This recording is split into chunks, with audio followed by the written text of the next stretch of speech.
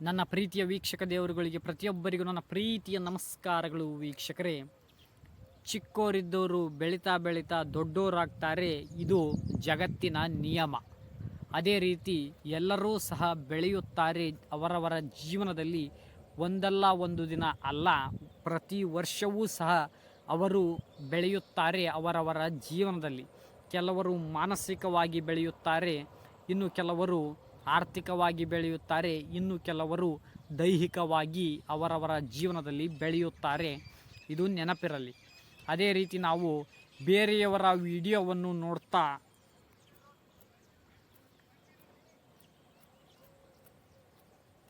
ಹೀಗೆ ವಿಡಿಯೋ ನೋಡ್ತಾ ಇದ್ದರೆ ಏನೂ ಲಾಭವಿಲ್ಲ.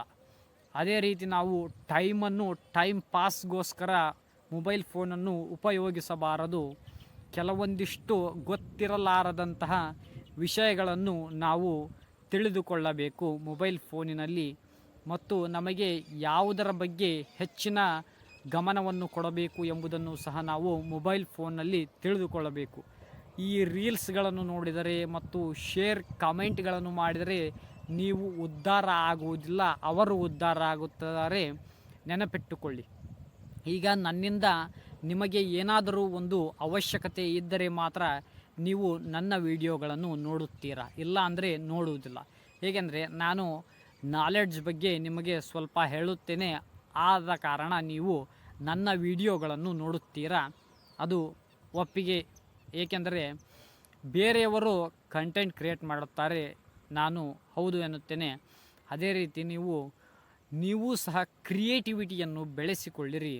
ಈಗ ಯೂಟ್ಯೂಬ್ಗಳಲ್ಲಿ ಮತ್ತು ಇನ್ಸ್ಟಾಗ್ರಾಮ್ಗಳಲ್ಲಿ, ಮೋಜ್ ಆ್ಯಪ್ಗಳಲ್ಲಿ ಮತ್ತು ಫೇಸ್ಬುಕ್ಗಳಲ್ಲಿ ಅವರು ವಿಡಿಯೋಗಳನ್ನು ಕ್ರಿಯೇಟ್ ಮಾಡಿ ಬಿಟ್ಟು ಅದರಿಂದ ಹಲವಾರು ಲಕ್ಷಾಂತರ ರೂಪಾಯಿಗಳನ್ನು ದುಡಿಯುತ್ತಾರೆ ಮತ್ತು ಅವರ ಕೆಲಸವನ್ನು ಬಿಟ್ಟು ಈ ಮೊಬೈಲ್ ಫೋನ್ನಿಂದ ಹಣ ಗಳಿಸುತ್ತಿದ್ದಾರೆ. ಎಚ್ಚರವಿರಲಿ. ನೀವು ಸಹ ಗಳಿಸಬಹುದು.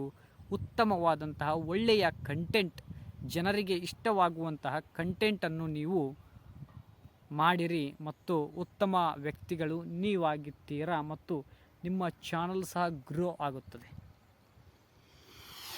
ಈಗ ನಾನು ನಿಮಗೆ ಹೇಳಲು ಹೊರಟಿದ್ದೇನೆ, ಇವತ್ತಿನ ಕತೆ ಮುಕ್ತಾಯವಾಗುತ್ತದೆ.